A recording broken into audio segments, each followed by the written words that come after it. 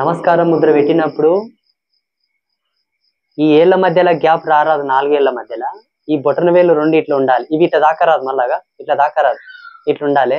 ఈ బొటన వేలు గుండె మీనికి రావాలి, ఇట్లా రెండు ఎదల నడిమికి. గొంతు కాడికి వస్తే కూడా ఒకలాకుంటది, రెండు కనుబొమ్మల నడుమకు వస్తే ఒకలాకుంటది, నెత్తి మీనికి వస్తే ఒకలాకుంటది, బొడ్డు కాడ పెడితే ఒకలాకుంటది. ఈ రెండు ఎదల నడుమ రావాలి ఏళ్ళు ఇట్లా. ఇది నమస్కార ముద్ర. అర్థమైనా? అందరు నమస్కార ముద్ర పెట్టుకొని ఎన్నెముకని ఇటారుగా చేయరి. ఇట్లా కారణంలో పరిస్థితి ఏందంట. జై బోలో సద్గురునాథ్ మహారాజ్ కి, జై బోలో సద్గురునాథ్ మహారాజ్ కి, జై బోలో సద్గురునాథ్ మహారాజ్ కి, జై బోలో దుర్గా భవానీ మాతా కి, జై బోలో దుర్గా భవానీ మాతా కి, జై బోలో దుర్గా భవానీ మాతా కి. ఇంటి ఆడపడుచులకు, మన ఇంట్లో పుట్టిన ఆడబిడ్డలకు ఎన్ని సంవత్సరాలకు ఒకసారి బియ్యం పోయాలి, ఒడి బియ్యం. అది పోయడం వల్ల మనకున్న మంచి విధానం ఏంటి, దాంట్లో ఉన్న సంస్కారం ఏంటి? బా శబాస్, చప్పట్లు కొట్రి. అమ్మవార్లకు కూడా బియ్యం పోస్తాము, దానికి కూడా సంస్కారం చెప్పాలి. ప్రశ్న చాలా స్మూత్ గా, లాజిక్ గా చాలా మంచిగా అడిగినావమ్మా, చాలా గ్రేట్. మార్కులు మీకే 100కు 100. మీ పేరేం పేరమ్మా? అనసూయ. ఏ ఊరు? మన బోడబండ, ఆమె హైదరాబాద్. బోరబండ, హైదరాబాద్. చాలా సంతోషం. ఆడబిడ్డకు ఒడి బియ్యం పోసే సంస్కారం చాలా పెద్దది. వాస్తవంగా మనిషి తను ఒక జ్ఞానం వైపు నడుచుకుంటా ఎన్నో విజ్ఞాన శకలాలను శోధించాడు మానవుడు. ఆ విజ్ఞాన శకలాలను శోధిస్తూ ఎంతో పరివర్తనం చెందగలిగాడు. అనేక పరివర్తనాల లోపల మనిషికి ఒక గొప్ప దార్శనికతనిచ్చే దాని లోపల ఆధ్యాత్మికత ఫస్ట్ స్టెప్. మనిషి గొప్పోడని చెప్పనింకే. ఆ ఆధ్యాత్మికత లోపల మన సంస్కారాలు, మన సాంప్రదాయాలు, మన కట్టుబాట్లు ఇంకా పెద్దవి. ఆ కట్టుబాట్ల లోపల మన కుటుంబ బాంధవ్యాలు, కుటుంబ సాంప్రదాయాలు, ఇళ్లలో చేసే పద్ధతులు ఇంకా గొప్పవి. అందులో ఆడపిల్లకు పోసే ఒడిబియ్యం అనేది ఎంతో ఉత్తమోత్తమైనటువంటి ధర్మం. మోటుగా మా నక్కజెల్లెళ్ళు ఒడిబియ్యం పోసుకుంటున్నారు అని చెప్పి ఇంగోరు పోసుకుంటారు కానీ నీలాక అడిగిన తల్లి ఎవరు లేరు. నాకు ఇన్ని రోజుల నుంచే సందేశం వస్తా అడగరు. మన ఇంట్లో ఎవరన్నా ఏదైనా చేస్తే, అవును అక్క ఇది ఎందుకు చేస్తారు, అవును చెల్లె ఇది ఎందుకు చేస్తారు, పెద్దమ్మ ఇది ఎందుకు చేస్తారు, అవ్వ ఇది ఎందుకు చేస్తారని అడిగితే ఆ తెలివి వలన ఈ వాళ్ళు ఇంకో 10 మందికి చెప్పుకోగలుగుతారు. ఇటువంటి పిల్లలకు తెలుస్తుంది సంస్కారం. ఒడిబియ్యం అనేది ఆడపిల్ల ప్రథమ రజస్వాలైనప్పటి నుంచి స్టార్ట్ అవుతుంది. పుష్పవతి అయినప్పుడు ఒకసారి ఒడి నింపితే అది తొలి ఒడి. ఆ తొలి ఒడి తర్వాత మల్సూరు ఒడి ఎప్పుడు నింపుతారంటే ఆమెకు లగ్న సమయం, పెళ్లి టైంలో రెండవసారి. మూడవ ఒడి ఎప్పుడు నింపుతారంటే ఆమె గర్భవతి అయి ఒక బిడ్డకు జన్మనిచ్చిన తర్వాత, బిడ్డ పుట్టిన తర్వాత 21వ రోజు తర్వాత పుట్టింటోళ్ళు పెద్దోడి బియ్యం పోసి పంపాలి. కానీ మధ్యలో పెళ్ళైన తర్వాత పెళ్లిలో ఒడి బియ్యం పోసింది కాక పెళ్ళైన వారానికో 15 రోజులకో పుట్టింటికి తోలుకపోయి పెద్దోడి బియ్యం పోస్తారు చాలా మంది. ఎవరెవరి సాంప్రదాయాలు. మేమైతే కరెక్ట్ గా నువ్వు చెప్పిన విధంగానే.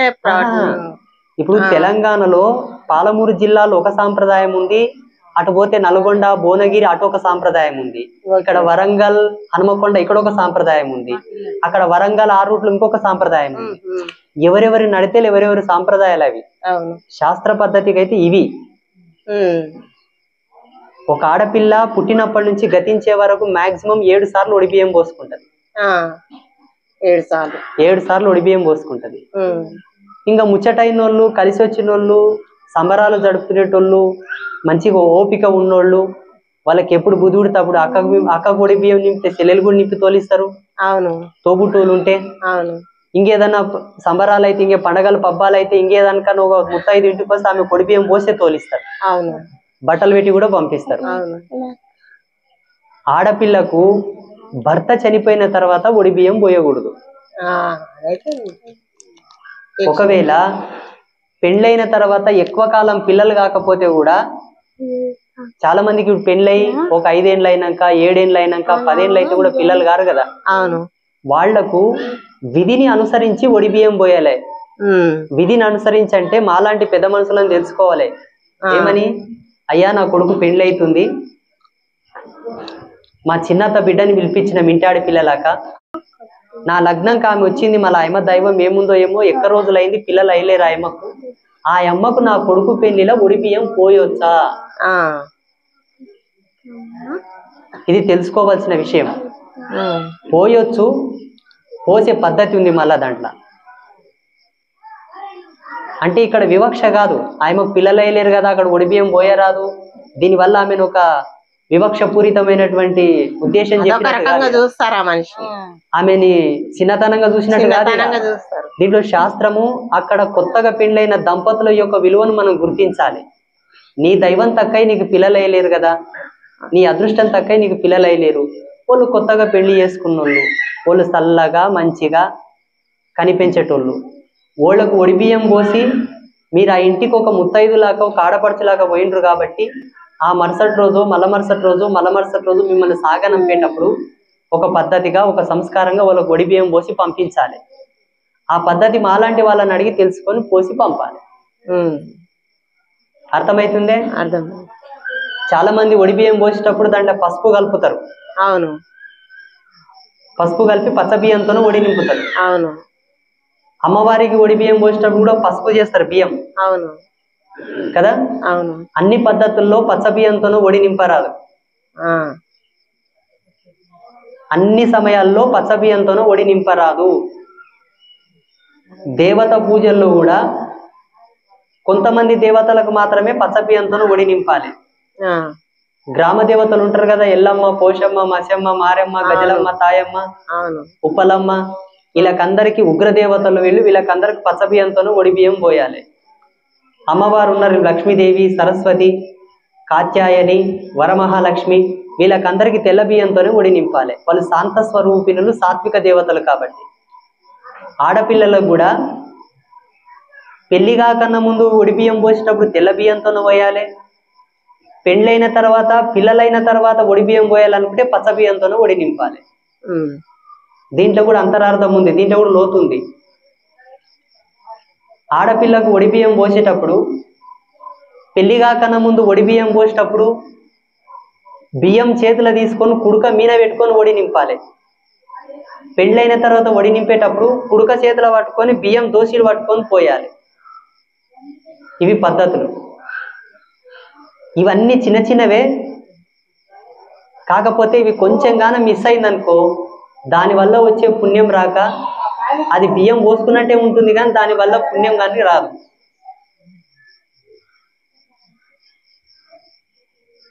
ఎట్లా పోసిన బియ్యమే కదా స్వామి, ఒడి నింపుకుంటారు పక్కకు జరుగుతారని మనం అనుకుంటామేమో కానీ నోరు మొత్తం తెరుచుకొని గాలి ఊదితేనేమో గరం గరం వస్తుంది, నోరు చిన్నగా చేసి నోరు మూసుకొని ఊదితేనేమో చల్లగా వస్తుంది. ఇదే నోరుతో నా గాలి ఊదేటప్పుడు తెరుచుకొని తొగలాకు వస్తుంది, మూసుకొని ఊది తొగలాకు వస్తుంది. ఇంకా తట్టుకుదంటేనే సంస్కారం మారేనా లేదా? ఈ ఒడి బియ్యం పోసేదంటే కూడా అట్లనే ఉంటుంది. ఏదేమైనా మాలాంటి వాళ్ళని అడిగి తెలుసుకొని చేస్తే పద్ధతి, ఆచారం, లేకపోతే శూన్యం, గాచారం. అది వాళ్ళ కర్మ, అది వాళ్ళ కర్మ. ఇగో బుద్ధి తెలిసి చెప్పకపోతే కూడా పాపం తగులుతుందంట, ఇప్పుడేమంటావు? బుద్ధి తెలిసి చెప్పకపోతే కూడా పాపం తగులుతుందంట, ఇప్పుడేమంటావు? వాళ్ళ కర్మ. భగవంతుడు చూస్తాడు, భగవంతుడు చూస్తాడు, గాలి చూస్తుంది. నీకు తెలిసి సత్యం చెప్తున్నావు కాబట్టి వాళ్ళు వినలేకపోతే ఆ దోషం వాళ్ళకు. తెలిసి గప్పుకుంటివే. భగవంతుడు ఏం చెప్తాడంటే ఒకానొక సందర్భం లోపల కృష్ణుడు కురుక్షేత్ర యుద్ధం అయిన తర్వాత గాంధారీదేవి వస్తుంది ఆడికి. గాంధారీదేవి వచ్చిన తర్వాత గాంధారీదేవి ఏమంటదంటే, కృష్ణ నీవు తలుసుకుంటే ఈ కురుక్షేత్ర మహాసంగ్రామాన్ని ఆపేవాడవు, నీకు తెలుసు, నీకు తెలియంది ఈ సంగ్రామం జరగలేదు, యుద్ధం జరగలేదు, నీకు తెలిసి కూడా ఈ యుద్ధం ఆపలేదు కాబట్టి నా గర్భశోకం లాగా నీవు కూడా శోకం అనుభవిస్తావని ఆమె శాపం పెడుతుంది. ఆడ తెలుసుకోవాలి మనం సత్యం. తెలిసి కూడా ఆ యుద్ధం ఆపలేనందుకు భగవంతుడే నింద మోసే శాపం మోసే మనం ఎంతటోళ్ళం. అందుకే ఇప్పుడు ఈ యూట్యూబ్లో నేను ఇన్ని విషయాలు చెప్పడానికి కారణం ఏంటంటే, నాతో ఉన్న సత్యం, నాకు తెలిసిన జ్ఞానం మీకు చెప్పకుండా నా లోపల పెట్టుకుంటే రోజు నేను ఆ తల్లి పాదాలు కడుగుతా. ఆ అమ్మ నన్నని తిట్టొచ్చు, ఏమ్రా నాలో ఉన్న జ్ఞానం నీ లోపల ధారపోస్తే నీ కడుపులో పెట్టుకొని నువ్వు చేస్తే లోకంకి ఎట్లా తెలియరా అని అమ్మ నన్ను తిడుతుందని ఆమెకి మీ మొదలు ఇవాళ చెప్తా. నేను చెప్పనీక చెప్తా కానీ ఏమి నిందలు ఆ ఫోన్లో ఆ కామెంట్లు ఏం కామెంటు, ఆ నెట్టేం నెట్టి అర్థమే కాదు. ఇక అయినా ఏం చేస్తావు నా కర్మ అనుకుంటా ఇంక అట్లనే దొక్కపోతుండా మళ్ళీ పోతు మీ అందరు ముందర కూర్చున్నా. మాకు నాగోల్ మాది హైదరాబాదు. మా దగ్గర లలితాదేవి ఉపాసకురాలు ఉన్నారు, మహేశ్వరి మాత గారు. చేతబడి అనేది లేదు, ఉన్నది ఒకటే ఆత్మ. ఆత్మను పట్టుకోవాలి, ఈ శరీరం ఉట్టిదే కదంటే నాలాంటి సామాన్యురాలు ఆత్మను ఎలా పట్టుకోవాలా స్వామి? శభాష్. మీ మొదటి ప్రశ్న ఏంటంటే చేతబడులు ఉన్నాయా? అవునా? 100% చేతబడులు ఉన్నాయి. అవేమి లేవు, అంతా మాయా. ఈ శరీరం నశించే, దీన్ని అవసరం లేదు. మనం ఎంతసేపు ఆత్మను పట్టుకోవాలంటే ఇన్ని పనులు పెట్టుకొని, ఇంత బరువు పెట్టుకొని సంసారంలో ఆత్మని ఎలా పెట్టుకొని పిల్లల్ని, సంసారము, ఈ పని ఎట్లా చేయగలుగుతాం? ఆత్మ మీద కాన్షియస్ పెట్టుకుంటే పని ఎట్లా చేయగలుగుతాం అనేది నాకు అర్థం కాలేదు స్వామి. కరెక్ట్. ఇప్పుడు ఆమె చెప్పిన ఆత్మ ధర్మము, ఆత్మను పట్టుకోవాలి, ఆత్మను తెలుసుకోవాలి అన్నది కూడా సత్యమే. అది యోగ రహస్యం కదా. ఆ యోగ రహస్యం సంసారికులకు ఏం అవసరం? ఒక స్త్రీ, ఒక పురుషుడు రాత్రి పడుకొని పరుపు చేసి బయటకు వస్తే ఆమె శరీరంలో ఎన్ని మార్పులు జరిగే, ఆ మోగం లోపల ఎన్ని మార్పులు జరిగే, యోగ సంధాన కర్తృత్వం లోపల మంచిగా చెప్పి ఉన్నారు కదా. స్త్రీ పురుష కలయిక వలన వాళ్ళ శరీరం లోపల జరిగేటటువంటి పలు మార్పుల వలన ఆధ్యాత్మిక సాగరంలో వాళ్ళు ఎంతవరకు కూడా ముందుకు వెళ్ళలేక ఎన్నో సమస్యలకు, ఎన్నో దానిలకు వాళ్ళు పాత్రత వహిస్తున్నారు కదా. ఆత్మని వాళ్ళు ఎట్లా తెలుసుకుంటారు? ఇంకా వాళ్ళిద్దరు కలిసి ఇంకొక ఆత్మ కదా జన్మనిచ్చేది. ఈ ధ్యానము, ఈ ఆత్మ దర్శనము, ఈ యోగ దర్శనం వల్ల కూడా సంసారికులకు అవసరం లేదు. సంసారికులకు ఎందుకు అవసరం లేదంటే, వాళ్ళు భర్త సేవ చేయాలి, భర్త భార్యకు పోషణ చేయాలి, వీళ్ళిద్దరు కలిసి పిల్లల్ని కనాలి, ఓళ్ళకు పోషణ చేయాలి, ఓళ్ళని పెంచి పెద్దగా చేయాలి, వాళ్ళని చదివిపియాలి, వాళ్ళని ప్రయోజకులను చేయాలి. ఎంతసేపు ముక్కు మూసుకొని జపం చేసుకుంటూ కూర్చుంటే వీళ్ళని ఎవడు తాకుతాడు? కుసం చూడు తెలుస్తుంది మీకు. ఒకవేళ వాళ్ళన్నట్లనే ఆత్మను తెలుసుకునే ప్రయాణం లోపల అందరూ యోగా, ధ్యానం, తపస్సు, అనుష్ఠానం చేసుకుంటూ ముక్కు మూసుకొని కూర్చునేటట్టుంటే ప్రపంచంలో ప్రతి మానవుడు కూడా అలాగే కూర్చుంటే నడుస్తుంది. భూమి మీద ఏ ఒక్కరు కూడా కర్మ చేయరాదు, అందరం తపస్సులు చేసుకుంటూ కూర్చుంటే నడుస్తుంది. ఎవరైనా సరే ఏదో ఒకటి చేస్తున్నాడంటే ఇంకొకరికి ఉపయోగపడే ఉంటుంది అది. ఇప్పుడు అది ఎవడో ఒకడు బతుకు తెరువు కొరకు ఆ డోల కట్టినందుకే మనం కూర్చొని వాయించుకుంటున్నాం. ఎవరో ఒకరు జానుడు పొట్ట కొరకు ఈ మైకు తయారు చేసినారు కాబట్టి నేను మాట్లాడుకోగలను. ఎవరో ఒకరు జానుడు పొట్ట కొరకు ఈ బట్టలు నేసినారు కాబట్టి నాకు ఇంత దాప అయింది. అందరూ ముక్కు మూసుకొని కూర్చుంటే ఇన్ని అందాలు, ఇన్ని చందాలు, ఇన్ని వింతలు జరిగేవా? ఖండాంతరాలు దాటి అమెరికాకి ఇప్పుడు 24 గంటల్లో పోతున్నామంటే ఒక ఫ్లైట్ ద్వారా పోతున్నాం. ఆ ఫ్లైట్ని ఎంతమంది తయారు చేసి ఉంటారు? దాంట్లో ఇంధనం పోయడానికి ఎంతమంది కష్టపడి ఉంటారు? ఎంతమంది టెక్నీషియన్స్ వర్క్ చేసి ఉంటారు? వాళ్ళందరూ కూడా శాలరీ కొరకు 10 రూపాయల జీతం కొరకే కదా. ఆ జీతం జానుడు పొట్ట కొరకే కదా, పెళ్ళం పిల్లల కొరకే కదా. అందరూ మనలాగా ముక్కు మూసుకొని ఆత్మదర్శనం అనుకుంటూ పోతే ప్రపంచం అంతా ఏమవుతుంది? పోనీ ఇప్పుడు ఏదో మనం కొత్తగా ఆధ్యాత్మికంగా ఊడిపడలేం కదా. భూమి పుట్టినప్పటి నుంచి దైవ దర్శనాలు ఉన్నాయి. చూడమా, భగవంతుడు కూడా కర్మ చేసిండు. భగవంతుడు కూడా కర్మ చేసి భూలోకంకి వచ్చి ఎన్నో కార్యక్రమాలు చేసిపోయిండు. భగవంతుడు కర్మ చేయలేకపోతే తిరుపతి కొండ మీద ఎందుకు వస్తుండే? శ్రీ వెంకటేశ్వర స్వామి ఎంతోమంది ఋషులు కూడా కర్మలు చేసిండ్రు, ఎంతోమంది యోగులు కూడా కర్మలు చేసిండ్రు.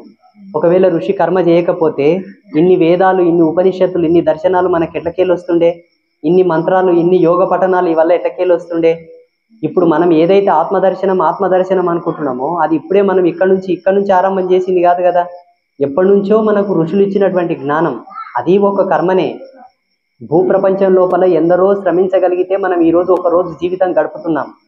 మనం ఒకరోజు బతికే బతుకు మనది కాదు. ఎంతో మంది ఎన్నో శ్రమలకు ఓడిస్తే తప్ప ఒకరోజు మనకు జీవనం గడవదు. చూడమ్మా, నువ్వు అంటున్న ఆత్మదర్శనం, యోగ దర్శనం అది కేవలం సన్యాసులకు, భైరాగులకు, యోగులకు, సిద్ధులకు, తాపసులకు సంబంధించింది. మీకు సంబంధించింది కాదు. మీకు సంబంధించిన యోగం ఏందో తెలుసా? భార్య భర్తను అర్థం చేసుకోవాలి, భర్త భార్యను అర్థం చేసుకోవాలి. వీళ్ళిద్దరు మంచి సంతానాన్ని లోకానికి ఇవ్వాలి. ఓల కొరకు కాదు సంతానం, లోకం కొరకు. ఈనాడు కని పెంచి పెద్ద చేసి సమాజం మీద గాడిదలను వదిలినట్టు వదులుతున్నాం పిల్లల్ని. వాడు ఎవరిని కొట్టేస్తాడో తెలియదు, ఎవరి పిల్లని పట్టుకొని వస్తాడో తెలియదు, ఏ వైన్ షాప్ కాడ మందు దాగొస్తాడో తెలియదు, ఏ గాంజాయి దాతాడో తెలియదు, ఏ సిగరెట్లు దాతాడో తెలియదు, ఏ బీడీలు దాతాడో తెలియదు. అర్థమవుతుందే? అర్థమవుతుంది స్వామి. అయితే అమ్మకు కూడా ముగ్గురు పిల్లలు, నేను కూడా అట్లనే ఉన్నాను, అదే రకంగా ఉండాలనేది అనేసరికి అసలు నాకు ఎట్లా వెతుక్కోవాలి అనేది నాకు ఒక మైండ్ ఇక తిరుగుతాం. ఆత్మ ఎట్లా వెతుక్కుందాం, పొద్దున్న తోమాలి, వండాలి, పెట్టాలి, చెయ్యాలి, ఇది పట్టాలి, అది పట్టాలి, ఇదే పనిలో ఉంటాం. ఆత్మ దర్శనం ఎట్లా అవుతుంది? ఆత్మ దర్శనం కావాలంటే అంత ఈజీ కాదమ్మా. మనం షాప్ పోయి సిగరెట్ బీడి కొనుక్కొచ్చుకున్నంత ఈజీ కాదు అది. ఆత్మదర్శనం కావాలంటే నిజం చెప్తున్నా, మీరంతా మబ్బుల్లో ఉన్నారు. ఇప్పుడు సమాజంలో చాలా మంది ఆత్మదర్శనం కావాలి, కుండలిని జాగృతం కావాలనే భ్రమలో ఉన్నారు. కానీ అది అంత ఈజీగా అయ్యే పని కాదు. యాజ్ ఏ సన్యాసిగా నా అనుభవంతో నేను చెప్తున్నాను. మీరు మొదటి ప్రశ్న ఏమడిగినారంటే చేతబడులు ఉన్నాయా అని అడిగినారు ఒకటి. అవునా? చేతబడులు ఉన్నాయి, చేతబడులు జరిగినాయి. త్రేతాయుగం లోపల మైరావణుడు, ఎవరైతే రావణాసురుని యొక్క మేనమామ ఉన్నాడో మైరావణుడు, ఆయన రామలక్ష్మణులను కూడా ఇంద్రజాలికమైన మహిమతోటి, ఇంద్రజాలిక శక్తితోటి వాళ్ళని మోహపరిచి వాళ్ళని తీసుకెళ్లి భద్రకాళికి బలి అనిగా తీసుకుపోతాడు. ఇది రామాయణం చూసిన వాళ్ళకు, రామాయణం చదివిన వాళ్ళకి అర్థమవుతుంది. ఆయన అప్పుడు వాళ్ళ మీద చేసిన ప్రయోగం కూడా చేతబడే.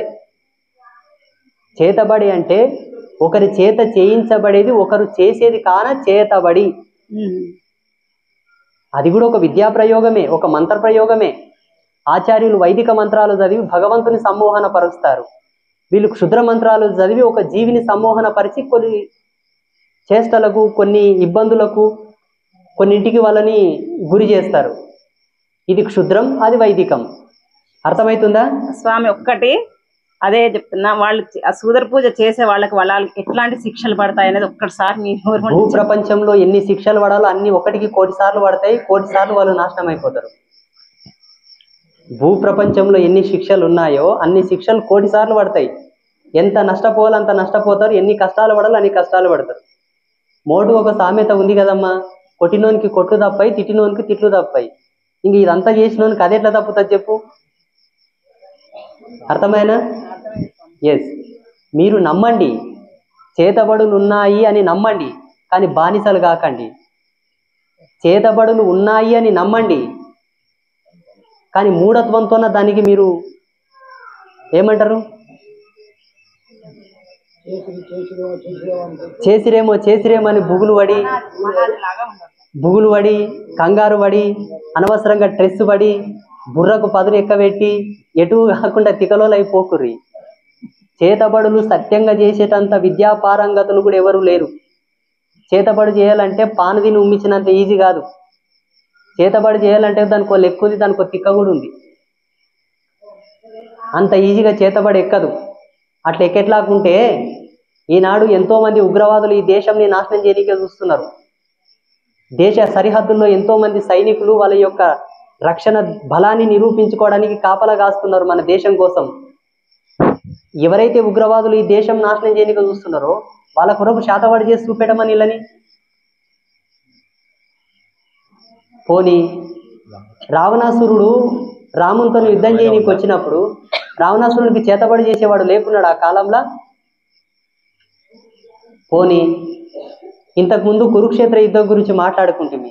అంతమంది నరుక్కొని అంత రక్తం ఏరులై పారి అంతమంది శవాల గుట్టలై మారే బదులు ఒకరికొకరు శాతవాళ్ళు చేసుకొని చంపుకుంటే అయ్యేపాయి కదా. కీడమాయ ఆ యుద్ధం అంటే ఏందనుకున్నావు? కత్తి ఒకవేళ పిడి తప్పి వస్తే గుర్రం తలకాయ పోతుంది, గుర్రంకి కాయలు అవుతాయి, ఏనుగులకు కాయలు అవుతాయి. అప్పుడు గుర్రాల మీద యుద్ధాలు చేస్తుంటారు కదా. మన కచ్చెలు గుర్రాల బాణాలకు వచ్చినట్టు గుర్రాలకు దెబ్బలు తగిలించే బదులు ఇల్లులో కూర్చొని చేతబడి చేసుకుంటే అయ్యేపాయి కదా. చేతబడు చేయడానికి ఒక పద్ధతి ఉంటుంది, దానికి ఒక సంస్కారం కూడా ఉంటుంది. అందరు చేసే చేతబడి కాదు, దాన్ని అంత ఈజీగా కూడా నమ్మొద్దు. చేతబడులు ఉన్నాయా లేవా అని అడిగినావు కాబట్టి ఉన్నాయి, కానీ అంత ఈజీగా అవి చేసేవి కావు, చేసేటోళ్ళు కూడా లేరు. అర్థమవుతుందే? ఇప్పుడు అంబాత్రయ క్షేత్రంకి బిజ్జారంకి కూడా 99% మంది అదే అపోహతో వస్తున్నారు. నాకెవరో ఏమో చేసిరి, నాకెవరో ఏమో చేసిరి, నాకేదో ఆయే అయిపోయి అనుకుంటేనే సగం జీవితం సంగనాగిపోతుంది. ఈ అయిపోయి అనుకునేది ఏందో దేవుని గురించి, దేవుని మీద ధ్యాస పెట్టి భగవంతుని తెలుసుకునికి పోతే నాన్న ముక్తి వస్తుంది, ఇంత మోక్షం వస్తుంది. కానీ పెట్టరు. పనికిరాని దాని మీద ఎక్కువ ధ్యాస పెడతారు, కానీ పనికొచ్చే దాని మీద ధ్యాస పెట్టరు. కరెక్టేనా? రైట్. స్వామి. నమస్కారం స్వామి. నేను హైదరాబాద్ నుంచి వచ్చాను. లక్ష్మణ స్వామి గారు. లక్ష్మణ స్వామి మాట్లాడుతున్నాను. అయితే భగవంతుడు సర్వాంతర్యామి కదా స్వామి. మన అన్యాయంగా ఇప్పుడు ఆడవాళ్ళు వెళ్తూ ఉంటే రేపు చేయడం కానీ మానభంగం జరగడం కానీ అప్పుడు జరుగుతున్నప్పుడు భగవంతుడు ఎందుకు ఆపాలి? ఆ సమయంలో అక్కడ కూడా ఉంటాడు కదా. ఒకటి ఇప్పుడు భూకంపాలే కానీ లేదా తుఫాన్లే కానీ వచ్చినప్పుడు అందులో గోవులు ఉంటాయి, చిన్నపిల్లలు కూడా ఉంటారు, పసిపాపలు కూడా ఉంటారు, వాళ్ళు కూడా చనిపోతారు కదా. అది పాపం అంటారా? ఇది భగవంతునికి ఏ విధంగా కరెక్ట్గా అంటాం, మనం కూడా ఏ విధంగా దాన్ని నమ్మచ్చు? ఏనుగు పోతుంటే కాళ్ళకి ఎన్నో సీమలు చచ్చిపోతాయి. ఏనుగు నువ్వు ఒమ్మంటివే, ఒకతోనే కూర్చున్నామంటివే.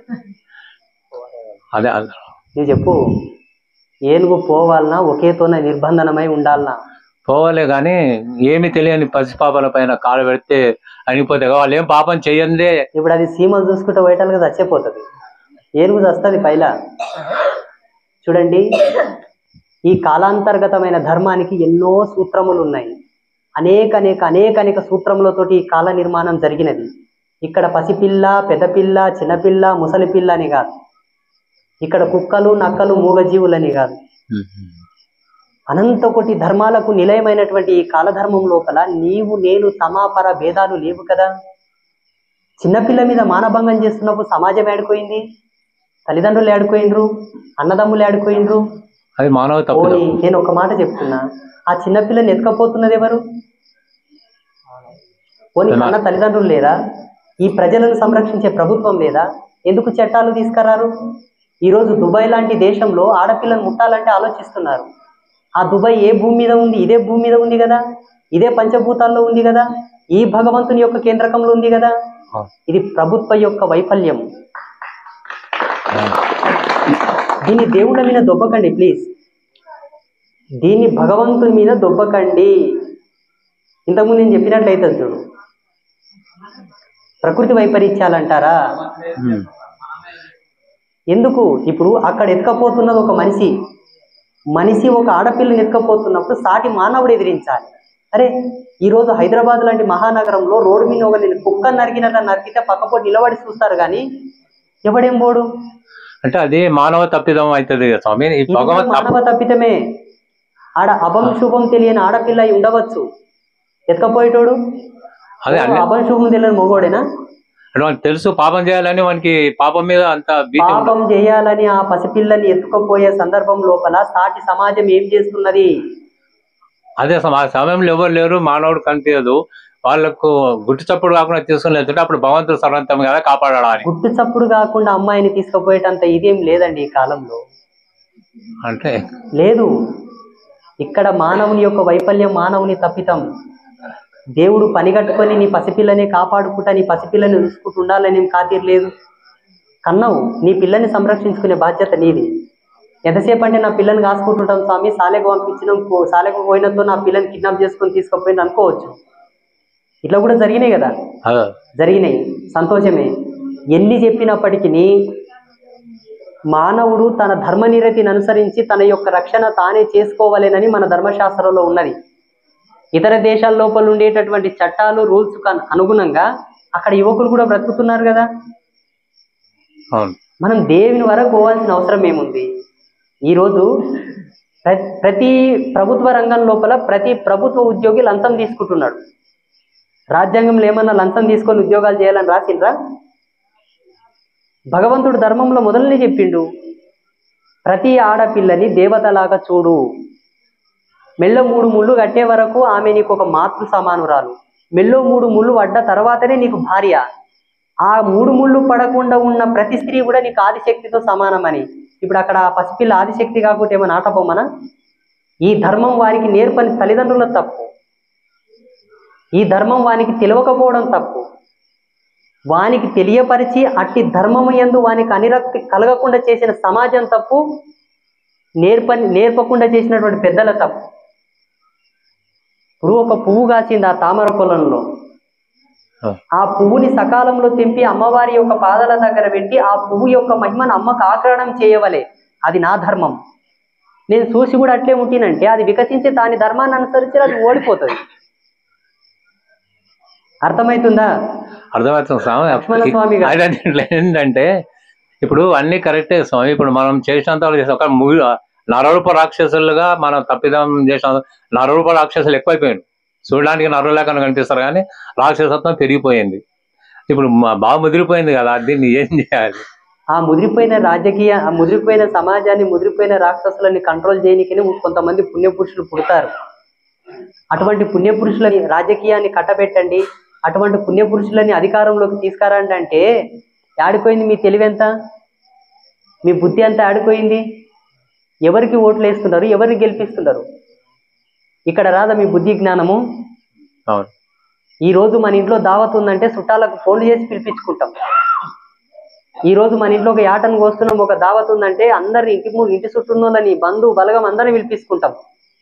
అదే ఛందస్సును అనుసరించి, అదే ధర్మాన్ని అనుసరించి ఈ దేశాన్ని, ఈ ధర్మాన్ని, మన విలువలను కాపాడి, మన మాన మర్యాదలను కాపాడే నాయకునికే మనం ఓటేయాలని చెప్పాలి.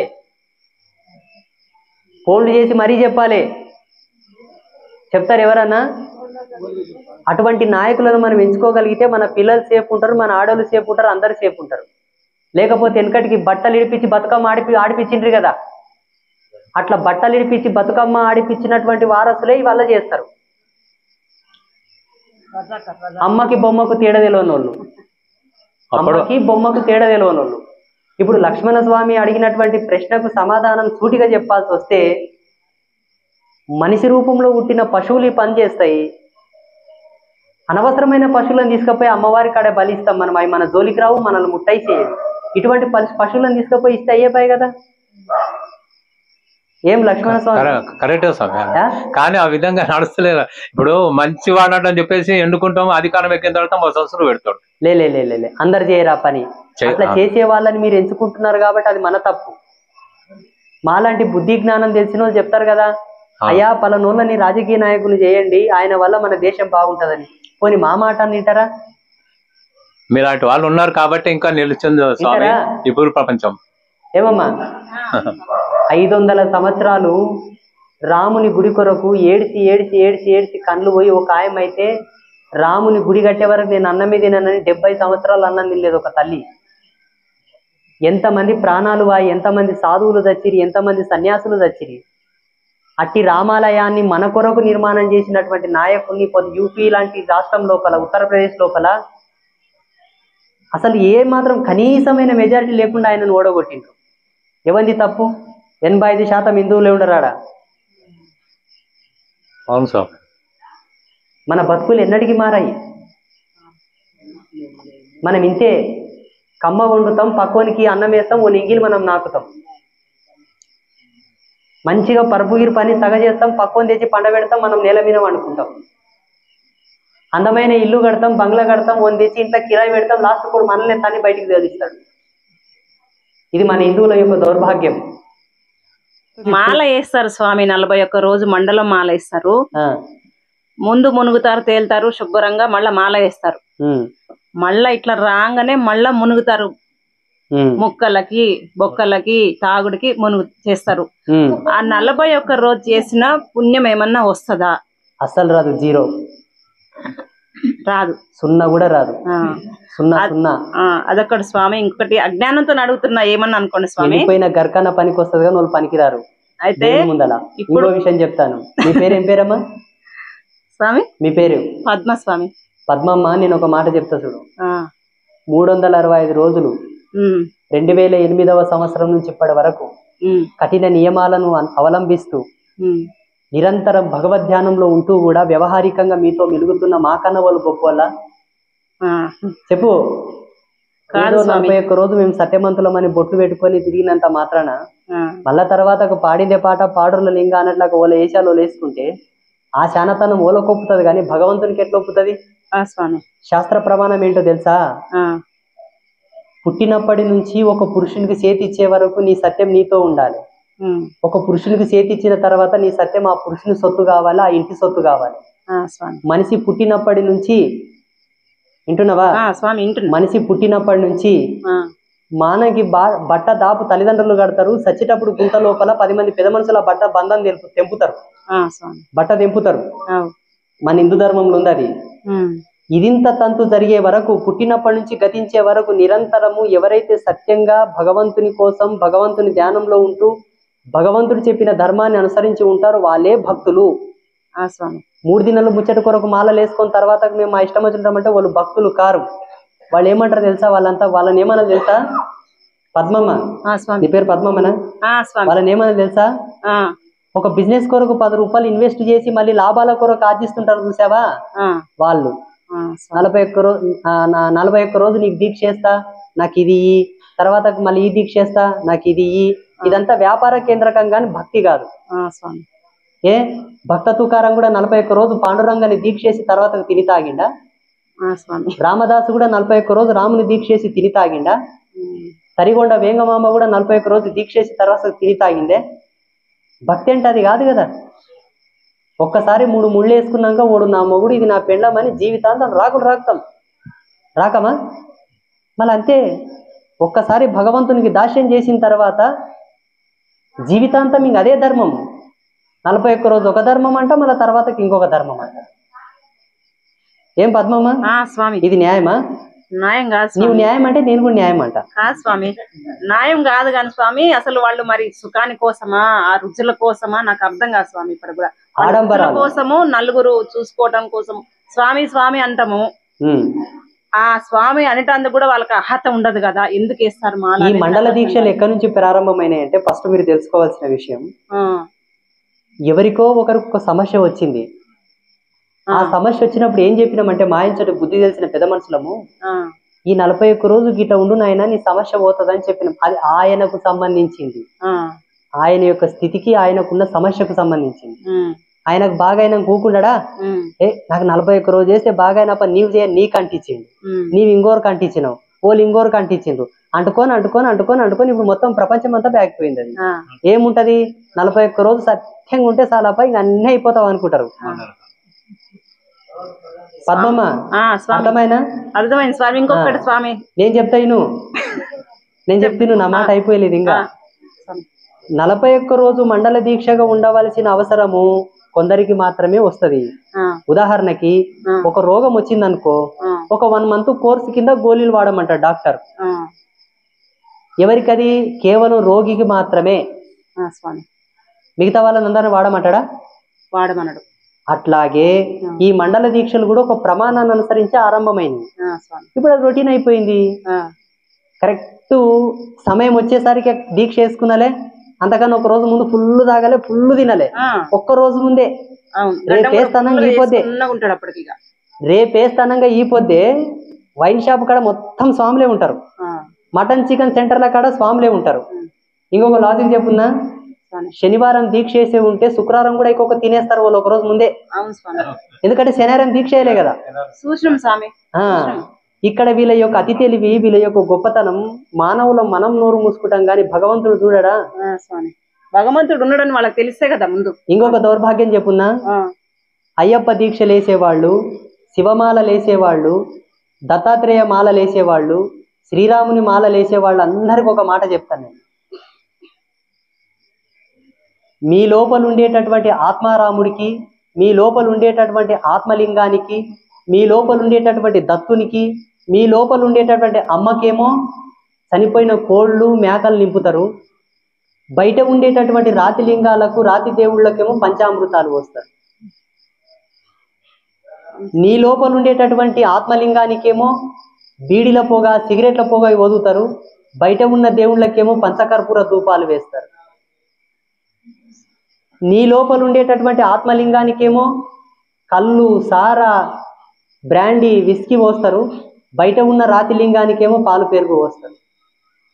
ఇప్పుడు ఎవరు శానలు పద్మమ్మ స్వామి? ఎవరు గొప్పోళ్ళు? తాగనోళ్ళే గొప్పోళ్ళు. ఆత్మలింగానికేమో గబ్బు గదురు, రాతి లింగానికేమో సుగంధ పరిమళాలు. వాళ్ళు అనుకుంటా స్వామి 4 రోజులకు నశించిపోతుందిగా, ఎట్లనే ఎంజాయ్ ఉండొచ్చు అనుకుంటారు స్వామి. ఇది ఎన్నటికి నశించదని గీతాచార్యుడే చెప్పే కదా. గీతలో పరమాత్ముడు ఏం చెప్పే? ఇది ఎన్నటికి నశ్వరం కానిది అని చెప్పిండా లేదా? అగ్ని దహించలేదు, నీరు తడపలేదు, వాయువు ఊదలేదు దీనని చెప్పిండా లేదా? ఇంకెక్కడ నశ్వరం అవుతుంది? ఏముంది, ఉంటే ఉంటాం, పోతే పోతాం. చూడు పద్మమ్మ, ఈ జన్మ ఎప్పుడు నశించిపోతుందంటే సత్ చిత్ రెండు న్యాసం చేసి సన్యాస ధర్మాన్ని స్వీకరించిన వాళ్ళ యొక్క ఆత్మనే నశ్వరం చెందుతుంది, మిగతా వాళ్ళకి చెందదు. ఎలాగంటివా? నీ భర్త నీ గర్భమునందు ప్రవేశించి నీ కొడుకు రూపంలో బయటికి వచ్చే కదా, ఇంకేడ నశ్వరమైన నీ అవశేషం రాలేదా? వంశం ఏంది? నీ మొగుడు నీ కడుపులోకి వచ్చి 9 రోజులు ఉండి మళ్ళీ బయటికి వచ్చిండు, ఇంకొచ్చినట్లనా లేదా? ఇంకేడ నశ్వరమాయే. మరి ఇప్పుడు ఏడ నశ్వరం అయితే నీవు? అజ్ఞానం అంతే. అందుకే మీ తెలివి ఎప్పుడే గాని భగవంతుని మీద రుద్దొద్దు. లక్ష్మణ స్వామి ఏమనంటే దేవుడు చూసుకుంటాడు, నడిపేయటం కూడా దేవుడే నడిపిస్తాడు. తాగటం కూడా మానేస్తే దేవుడు వచ్చి తాగొద్దని మూతికాడ గ్లాస్ ముంచి పెడితే తాగకుండా మానేస్తాడు. అంటే దేవుడు వచ్చి ఇట్లా గుంజేయాలా? దేవుడు అంత పుణ్యంకి వచ్చిండు అనమాట. దేవుడు ఏందంటే మన ఇంటి ముందర వాచ్మెన్ అనగానే ఉరికితో వచ్చి మనల్ని కాపాడాలి. అరే తొందరగా 100కి ఫోన్ చేస్తే కూడా పోలీసులు రారు, తొందరగా 108కి ఫోన్ చేస్తే కూడా అంబులెన్స్ రాదు. దేవుడు మాత్రం పిలవగానే రావాలి. అబ్బా ఎంత ఫ్రీగా వచ్చిన బ్రాండో, ఎంత ఫ్రీగా వచ్చినటువంటి సెలబ్రిటో, అబ్బా పిలవగానే రావాలి స్వామి. ఇంకొకటి సందేశం స్వామి. చూడమ్మా, నేను ఒక మాట చెప్తా బాగిను, చెప్పండి. భగవంతుడు అంతా చేసేటట్టుంటే నారసింహ అవతారం ఎత్తి హిరణ్యకశిపుని చంపడం ఎందుకు? బ్రహ్మ రూపం లోపల వరాలు ఇచ్చడం ఎందుకు? ఒకవేళ దేవుడే అంతా చేసేటట్టుంటే రావణ కుంభకర్ణులాగా పుట్టియడం ఎందుకు? నరుడిలాగా ఈయన పుట్టడం ఎందుకు? వానరుల సహాయం తీసుకొని చంపడం ఎందుకు? ఇవన్నీ మీకు కనిపిస్తలేవా? కనిపిస్తున్నాయి స్వామి. మళ్ళీ ఇప్పుడెందుకు జిమ్మికులు మ్యాజిక్లు జరగాలి? ఇప్పుడెందుకు మీ కష్టాలు దూరం కావాలి? సత్యం ధర్మం 4 కాలం మీద నడిచిన ఆ కాలంలోనే దేవుడు కష్టపడ్డాడే. ఇప్పుడు ధర్మం సూతమంటే కూడా కనిపించేది, కుంటి కాలం మీద కూడా కనిపించేది. మీకెట్లా దేవుడు హెల్ప్ చేయాలి? ఇప్పుడు తింటాం మనమే, కడుక్కుంటాం మనమే, పుడతాం మనమే, మన జన్మను మనమే కడుక్కోవాలి. ఎవరి జన్మని ఎవరు కడగరు. ఇది నమ్మినోళ్ళు తరిస్తారు, నమ్మనోళ్ళు పోయిందా. అంతే స్వామి. సరేనా? ఇంకొకటి స్వామి, స్వామి కంటి అమ్మ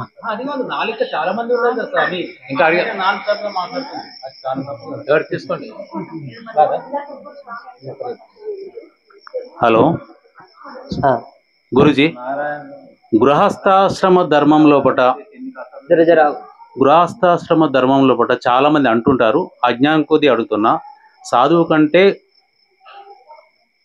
గృహస్థ ధర్మాన్ని నిర్వహించేటటువంటి యజమాని గొప్పవాడు అని అంటుంటారు. ఈ గృహస్థ ధర్మం నిర్వహించేటటువంటి భర్త కానీ ఇంటి యజమాని కానీ సూక్ష్మంలో మోక్షాన్ని పొందాలంటే ఏ మార్గాలు ఆచరించాలి? ఒకసారి వీళ్ళందరినీ కవర్ చేయ గోవిందరాజు, వీళ్ళంతా వీడియో చూస్తారు, వాళ్ళు చూసుకుంటారు, అయ్యో నేను ఇక్కడ కనిపించింది. మా తాత ఈడున్నాడు, మా అయ్య వీడు ఉంది, అగో మా అయ్య వండుకుంటుంది, మా తాత వండుకుంటున్నాడు అంటారు. ఎక్కువ శాతం వాళ్ళనే కవర్ చేయి, నన్ను కవర్ చేయదు. నన్ను మా చూసిండ్రు మంది, చూసేసి బోర్ కొడుతుంది. ఏం లక్ష్మణ స్వామి రోజు చూస్తాం ఈ స్వామిని అంటారు.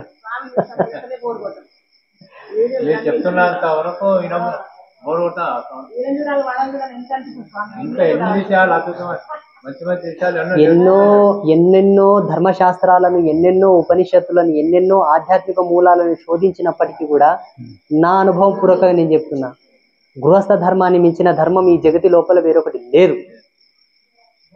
బల్లా గుద్ది సుప్రీంకోర్టులో చెప్పొచ్చు, లేకపోతే లోక్సభన రాజ్యసభలో ఆడ కూడా చెప్పొచ్చు, లేకపోతే వైట్ హౌస్లో కూడా చెప్పొచ్చు, అమెరికాలో. నేను నిరూపిస్తా, నాకు ఒక ఛాన్స్ వస్తే అమెరికాకు పోయి కూడా నిరూపిస్తాను. వచ్చిందేముంది, నెక్స్ట్ మంత్ పోతున్నావు కూడా. ఓకే. అయితే ఏ విధంగా గృహస్థ ధర్మం గొప్పది, రాజయోగ ధర్మం గొప్పదంటే ఈ విషయం మనం చెప్పాల్సిన అవసరం లేదు. జగత్పిత జగన్మాత ఎవరు? ఆదిశక్తి, శివుడు పార్వతి కదా. వాళ్ళు గృహస్థులు అయినందుకే కదా మనం పుట్టినాం. వాళ్ళు గృహస్థులు కాకపోతే మనం పుట్టలేము కదా. అప్పుడు మొదలైంది గృహస్థ ధర్మం గొప్పదని. ఈ గృహస్థ ధర్మం తరించి గృహస్థ ధర్మం గొప్పది కావడానికి గల మూల కారణం ఏంటో తెలుసా? శీలవంతులైనటువంటి దంపతులే శ్రేష్టమైన గృహస్థులు. శీల ధర్మాన్ని, పాతివ్రత్య ధర్మాన్ని, బ్రహ్మచర్య ధర్మాన్ని అనుసరించినటువంటి దంపతులే పుణ్యవతులు. అదే రాజయోగ ధర్మం. అది కానిది కాదు. అర్థమవుతుందా? చూడు, గృహస్థుడు ఎప్పుడు తరిస్తాడంటే పెళ్లి కాని యువకుడు పుట్టినప్పటి నుంచి తనకు మెచ్యూర్ లెవెల్స్ వచ్చి తను పెళ్లి చేసుకునే వరకు ఏ స్త్రీని కూడా కన్నెత్తి చూడకుండా, ఒకవేళ పొరపాటున చూసినా కూడా ఆమె నా తోబుట్టువు, నా మాతృ సమానురాలని మెలిగి, పెళ్ళైన తర్వాత రాత్రి పడుకునేటప్పుడు పడక లోపల ఫస్ట్ నైట్ లోపల మాత్రమే ఆడపిల్లను గ్రహించినటువంటి పురుషుడు పుణ్యపురుషుడు, వాడు దేవునితో సమానం. అర్థమవుతుందా? ఈ ధర్మం స్త్రీకి కూడా వర్తిస్తుంది. ఇలా ఇరువురు స్త్రీ పురుషులు మెలిగి వాళ్ళ చేత సంతాన ప్రాప్తిని ప్రసాదింపజేసుకున్నటువంటి సమాజం తరిస్తుంది. అట్లా పుట్టిన పిల్లలు పుణ్యాత్ములు. వాళ్ళకు జ్ఞానము, పరివర్తనము, బుద్ధి కుశలత, సదాచార సంపన్నత పుట్టుకతోనే అలవరుతుంది వాళ్ళకు. ఇక్కడ కూర్చునే వాళ్ళందరూ కూడా గృహస్థులే. అవునా? ఎవరైనా సన్యాసులు ఉన్నారా? ఉన్నారా? నేనున్నా. 1,000,000 మంది సన్యాసులకు ఒక శ్రేష్టమైన గృహస్థు సమానం. 1,000,000 మంది సన్యాసులను ఒక తక్కెట్ల పెడితే, ఒక గృహస్థును ఒక తక్కెట్ల పెడితే సమానం. కానీ ఎట్టి గృహస్థు? ఈ ధర్మాలను ఎటువంటి గృహస్థు? అది చూడు పాయింట్. రాజయోగం అన్న అర్థం ఏంటో తెలుసా? పురుషుని యొక్క పురుషత్వం, స్త్రీ యొక్క స్త్రీయత్వం ఎప్పుడైతే సత్యంగా నిరూపణ అవుతాయో అది ఏ రాజయోగ ధర్మం. అది కానిది కాదు. అట్టి గృహస్థుని కనుక నిలబెడితే సన్యాసి ఆయనకు వందనం చేయాలి, ఆయన సన్యాసికి వందనం చేయాల్సిన అవసరం లేదు. అర్థమవుతుందా? ఇది ఎన్నో పురాణాల లోపల నిరూపణ అయిపోయింది. ధర్మవ్యాధుడు అలాగే కౌశికుడు ఈ సంవాదం లోపల నిరూపణ అయింది. గృహస్థు గెలుస్తాడు, తాపసి ఓడిపోతాడు. 100 మాటలకు ఓ మాట. కానీ మాలాంటి గురువుల దగ్గరకు మీరు రానికే కారణం కూడా గదే. బంగారం చెడిపోయిన తర్వాత ఎవరింటికి పోతుంది? మీరందరూ చెడిపోయి నా తనకు వచ్చిండ్రు.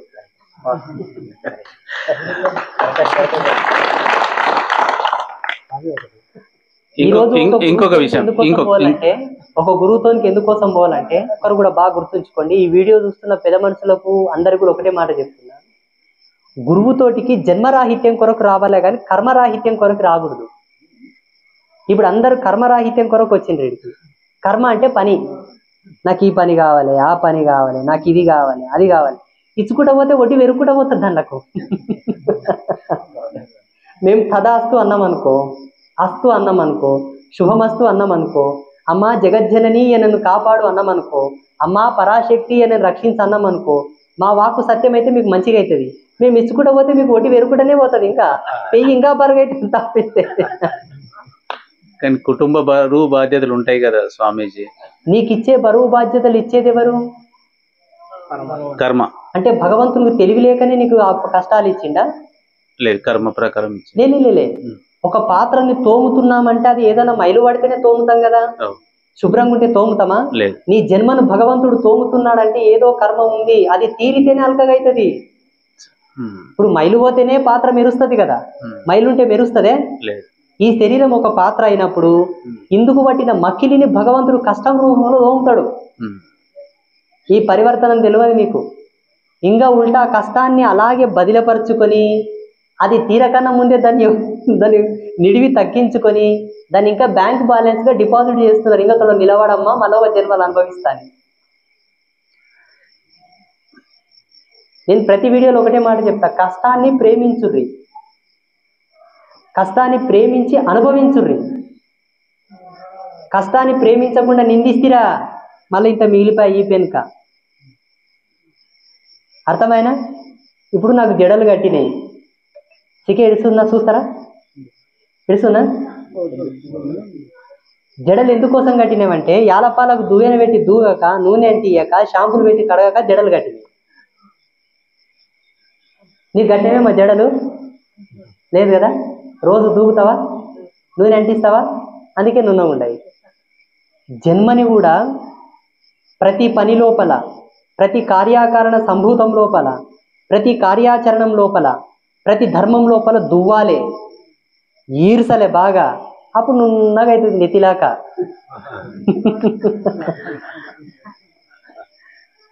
ఇంకొక ప్రశ్న స్వామి. ఆగు, ఇంకా తోడని చెప్తాగు. ఊక దూగిన పెట్టి దూగితే నెత్తి మంటలేస్తుంది కదా, దానికింత నూనె అంటిస్తే నున్నగా జారుతుంది కదా. ఆ నూనె అంటించే కోణం ఏదైతే ఉన్నదో అది ఉత్తముల చేత తీసుకునే సలహాలు. ఉత్తములు అంటే ఎవరు? సంసార సారథ్యం లోపల ఏగి ఏగి ఏగి నెత్తి ఎనికెళ్ళి తెల్లగైతే చూస్తేవి కదా, వాళ్ళతోని పోయి తెలుసుకోవాలి. మాలాంటి తాపసులతోనికి రారాదు. ఏ కర్మ లేని పాపులం మేము, ఏ పాప మెరుగని పాపులం. పిల్లల్ని గంటిమే, పిల్లలతో వండితిమే, కాపురం చేస్తేమే, మాకేం తెలుస్తుందని మాతోనికి వస్తారు మీరు.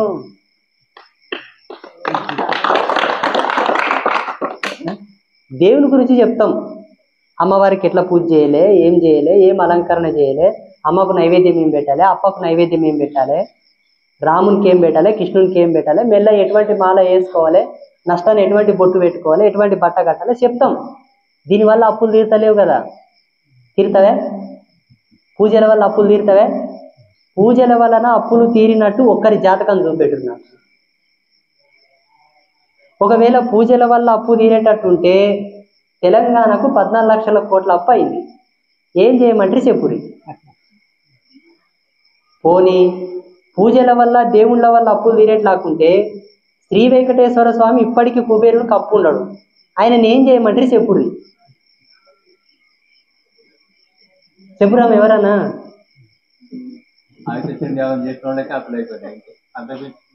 నేనేమంటే భగవంతుని నమ్మే ధర్మం వేరు. ఎందుకొరకు నమ్మని చెప్పున్న దేవుణ్ణి, నీ జన్మనిచ్చినందుకు దేవునికి మొక్కాలి గింతే. కానీ ఈనాడు దేవుని మొక్కాలంటే ఒక ఆశ అడ్డం పెట్టింది ఎవరు తెలుసా? నాలాంటి తాపసులే. ఈనాడు దేవుని మొక్కాలంటే ఒక స్వార్థం అడ్డం పెట్టింది ఎవరు తెలుసా? పండితులు. ఈనాడు దేవుళ్ళకు పూజలు చేయాలంటే ఒక కోణాన్ని అడ్డం పెట్టింది ఎవరో తెలుసా? సిద్ధాంతులు. ఎందుకు? నాతో ఒక ప్రోడక్ట్ ఉంది, ఒక ప్రోడక్ట్ నేను తయారు చేసిన, ఇది మంచిగా అమ్ముడవ్వాలంటే నేను ఏం చేయాలి? టీవీలలో ప్రకటనలు ఇవ్వాలి, పేపర్ స్టేట్మెంట్ ఇవ్వాలి, ఒక 5 మందికి జీతాలు ఇచ్చి ఊరూరా ప్రచారం చేయించాలి, అప్పుడే అది సేల్ అవుతుంది. అవునా? ఇలా జరిగిన వ్యాపారాలని. పూర్వం ఏముండే? భక్తి చైతన్య ప్రచారం ఉండే. ఇప్పుడు భక్తి వ్యాపార ప్రచారాలు అయిపోయినాయి. అర్థమైందే? అన్నీ తెలిసిన మాలాంటోళ్ళు సత్యం చెప్తే ఇంకేం పనిలేదు. పెద్ద పనికిరానోడు వీడు ఇట్లే చెప్తాడు. ఆడ బాగా చెప్తాడు, తాయితలు బాగా కడతాడంట, ఆడ యంత్రాలు బాగా ఇస్తాడంట, నెత్తి మీద చేపెడితే అన్ని పనులు అవుతావంట, చెవులో ఏదో ఊతాడంట అన్ని పనులు అవుతావంట. వాడు అన్ని పనులు చేసేటోడు ఇంకో పని కూడా చేయగలుగుతాడు. బాగా గుర్తుపెట్టుకోర్రి. నీ నెత్తి మీద చేయబెట్టి నీకు పనులు చేసినట్లే నీ పెళ్ళం నెత్తి మీద చేయబెట్టి కూడా వశపరచుకోగలడు.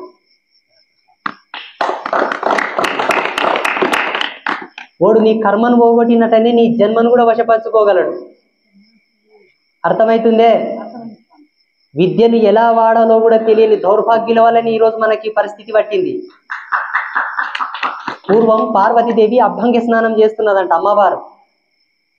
నాలాంటి ఒక తుంటరోడు, సారీ నేను అట్లటోను గాను, శివ ఎవరో ఒక తాపసి ఓనుకున్న యోగ బలంతో అంజనమేసి చూసిండట. ఆహాహాహా, పార్వతీదేవి యొక్క యూపున మత్సుని చూడడం అందరూ చూపించానంట. అమ్మ ఆదిశక్తి ఊకుంటదే, కొడుకులాలా మేమిచ్చిన ఇద్దరిని మామీనే చూపిస్తావా అని చెప్పి శాపం పెట్టానంట.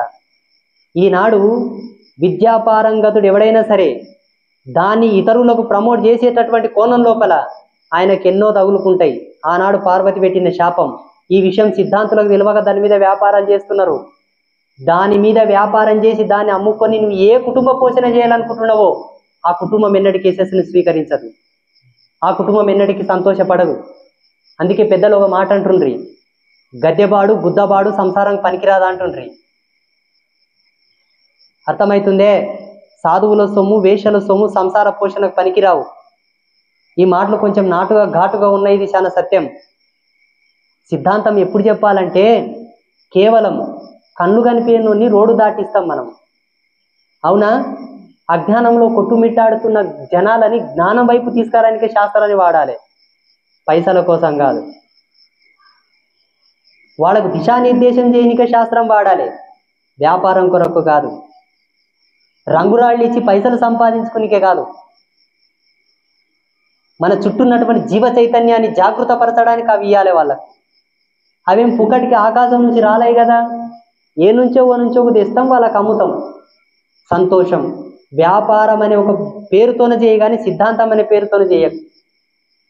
సిద్ధాంతం పరమ పవిత్రమైంది, సత్యశీలతతో కూడినది. అర్థమవుతుందే? ఏమర్థమైంది పద్మమ్మ? స్వామి ఒక నిమిషం ఆగు స్వామి. చెప్పు, ఒక నిమిషం ఆగు. నేను మళ్ళీ చెప్తుంటే ఎవరికన్నా ఎదురు వస్తే పండుకోరు, కూరుకాకుర్రి. మీరు ఊరికితే నాకు వాల్యూ లేకుంటుంది. స్వామి చెప్తే కూరుకుతున్నా, ఎవడింటున్నాడు? ఈ స్వామి పని లేదా అనుకుంటా. స్వామి స్వామి చెప్పు. ఈ రోజు ఉండేటటువంటి పని దినాల కార్యక్రమం లోపల మేము మా కర్మ పురుషులము ఏ రకంగా పూజ విధానం చేసుకుంటే మాకు సద్గతి కలిగేటటువంటి సద్గతి ప్రాప్తిస్తుంది, కొంచెం విధి విధానాలు చెప్పండి. వెరీ గుడ్, ఇప్పుడు చెప్తా చూడు. చెప్తా చూడు. నా పేరు కృష్ణమూర్తి, నేను దోమకొండ కామారెడ్డి నుంచి వచ్చిన. Very good.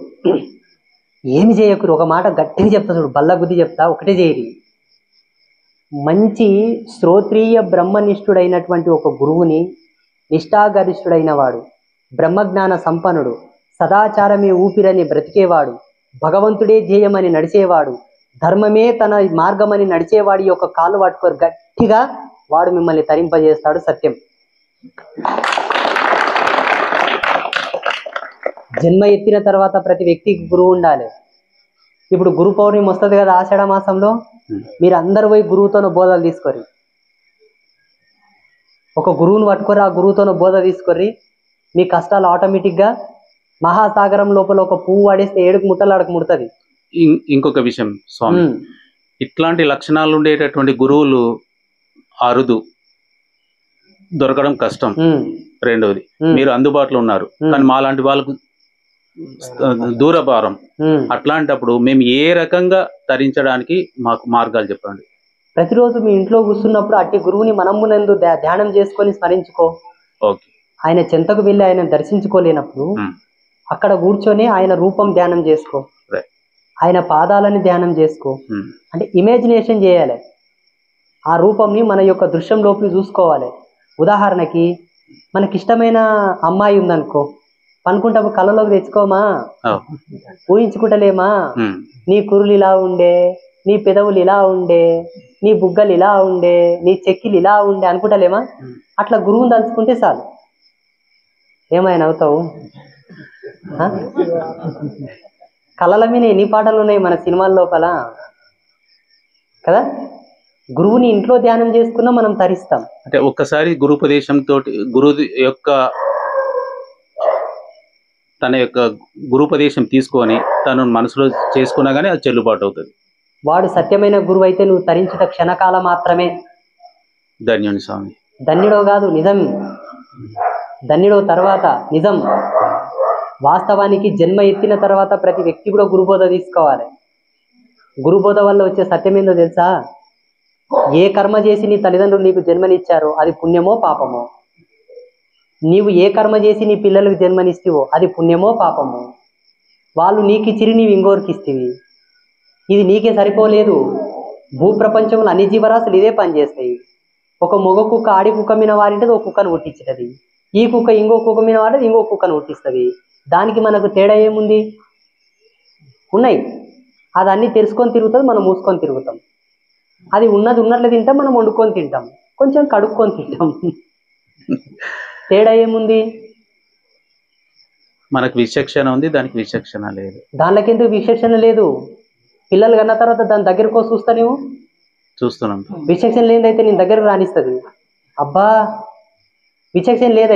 ఆ కుక్క పోయి మేక మీద వాడుతుంది, కుక్క మీద ఎందుకు వాడుతుంది? పోనీ ఆడకుక్క సంతానం పొందుటకు రెడీగా ఉన్నప్పుడే మగ కుక్క పోయి వాడుతుంది. విచక్షణ లేనిది అట్లా వాడుతుందా? లేదు సార్. వాటికి మనకన్నా విచక్షణ ఉంటుంది. ఎందుకో తెలుసా? భూకంపం రాకన్నా అర్ధగంట ముందే దానికి తెలుస్తుంది, మనకు తెలియదు. ఇప్పుడు విచక్షణ నీకున్నట దానిలోకి ఉన్నట? దానికి ఉన్నట్టు. దయ్యాలు భూతాలు ఏమైనా దుష్ట శక్తులు వస్తే మనకన్నా ముందు దానిలోకే కనిపిస్తాయి. విచక్షణ నీకున్నట దానిలోకి ఉన్నట? దానితోనే మనం సరిదాగం, దానితోనే ఎంట్రుక కూడా పనికిరాం మనం. చివరి ప్రశ్న స్వామి, మన హిందూ ధర్మం లోపల గతించిన తర్వాత మన కర్మలు చేసి వాళ్ళకు సద్గతి పొందడానికి మనం ఎన్నో అంటే ఒక లెక్క ప్రకారం చేస్తుంటాం. అదే పరధర్మం లోపల ఏమి చేయకుండా ఉంటారు, వాళ్లకు సద్గతి సంప్రాప్తిస్తుందా? అది ధర్మం అని ఎవరు చెప్పే నీకు? నాకు తెలియదు. ధర్మానికి ఎన్ని ప్రమాణాలు ఉన్నాయి తెలుసా? ధర్మం అంటే ఏందో తెలుసా? అది ధర్మం అని ఎట్లాంటివి నీవు అంటే వాళ్ళు అనుకుంటే అది ధర్మం అవుతుందా? వాళ్ళ ప్రక్రియ లోపల అనుకోకో, మనకు సంబంధం లేదు.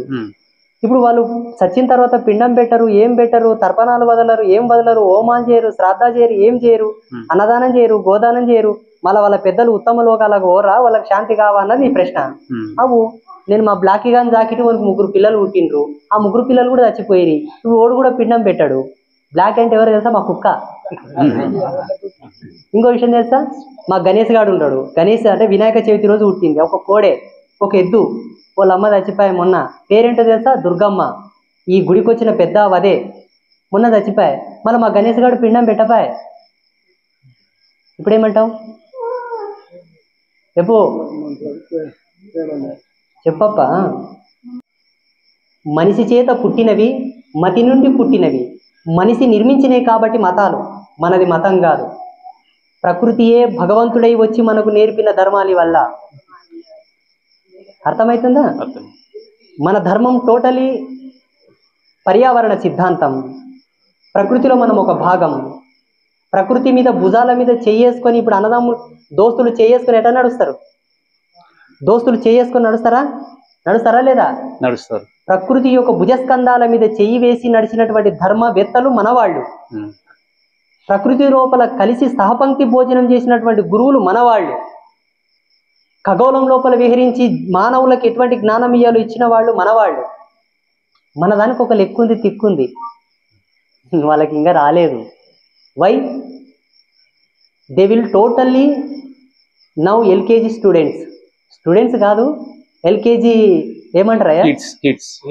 LKG kids. వాళ్ళదంతా ఇప్పుడు ఎల్కేజీ స్టడీ. ఇప్పుడు ఓనమాలు నేర్చుకుంటున్నారు వాళ్ళు. వాళ్ళు ఇంకెప్పుడు ఓలే, పిండ ప్రధానాల కాడికి ఎప్పుడు ఓలే, శ్రాద్ధకర్మల కాడికి ఎప్పుడు ఓలే, దానికి మంత్రాలు వాళ్ళు ఇంకా నేర్చే క్రమంలో ఉన్నారు. ఇప్పుడు చిట్టి అడుగులు వేస్తున్నారు. ఇప్పుడు మనదంతా అయిపోయింది. అంత అయిపోయింది. మళ్ళీ ఇప్పుడు ఎత్తుకులాటలు ఉంటాం మనము. యాడుంది దేవుడు, యాడుండడు దేవుడు, యాడుండడు గురువు, యాడుండడు గురువు. నా మాటలు కొంచెం కటువుగా ఉంటాయి, కానీ జర మనసు పెట్టి అర్థం చేసుకోరు నన్ను ప్లీజ్. నా మాటలు కటువుగానే ఉంటాయి, నాకు కూడా మంచిగా అనిపిస్తలేదు చెప్పనీకే. చెప్తా, మళ్ళీ తర్వాత బాధపడతా రూమ్లోకి పోయి ఎందుకంటేనో ఏమని. ఎంత కటువుగాన్నా నా మనసుని కొంచెం, అంటే నా మాటని కొంచెం మనసు పూర్తిగా మనసు పెట్టింది ప్లీజ్. మీ సంభాషణలు, మీ ప్రవచనాలు పూర్తిగా ఒక జనాలోకని ఆలోచించే స్థితి వైపు నుంచి నడిపిస్తుంది. అందుకే ఇంతమంది మేము యూట్యూబ్ ఫాలోవర్స్ లా ఇంతమంది మీ ముందు వచ్చి నిలబడ్డా, అది కూర్చున్నాం. ఇప్పుడు చూడండి, లేదు తెలుసుకుంటున్నాం ఒక విషయం. మొన్న నిర్మల్ జిల్లాలో ఒక ఆయన 1 కోటి కుబేర కుంకుమార్చన చేసిండట రాజశ్యామల అమ్మవారికి. నాకు తెలియదు ఆయన ఎవరో ఏమో, ఎవరో ఒక భక్తుడు నాకు ఆ వీడియో పంపించిండు. ఆయన సందేహం ఏంటంటే, ఆ భక్తుడి సందేహం, స్వామీజీ 1 కోటి కుబేర కుంకుమార్చన ఉన్నదా అన్నాడు. లేదు, శాస్త్ర సిద్ధాంత ధర్మం ప్రకారంగా కుబేర కుంకుమార్చన లేదు. కుబేర తంత్రం ఉంది, కుబేర హోమం ఉంది, కుబేర యజ్ఞం ఉంది, కుబేర అనుష్ఠానం ఉంది. కుబేరునికి కుంకుమార్చన లేదు. అమ్మవారి అంశాల కుంకుమార్చనలు ఉన్నాయి. ఆదిశక్తి అంశాలుగా పుట్టిన అనేక శక్తులకు కుంకుమార్చనలు ఉన్నాయి. కుంకుమార్చన అనే పదము కేవలము యోని ధర్మం ఉన్నటువంటి దేవతలకే ఉన్నది, మగ దేవుళ్ళకు లేదు. అక్కడ కోటి కుబేర కుంకుమార్చనట, అది తప్పు.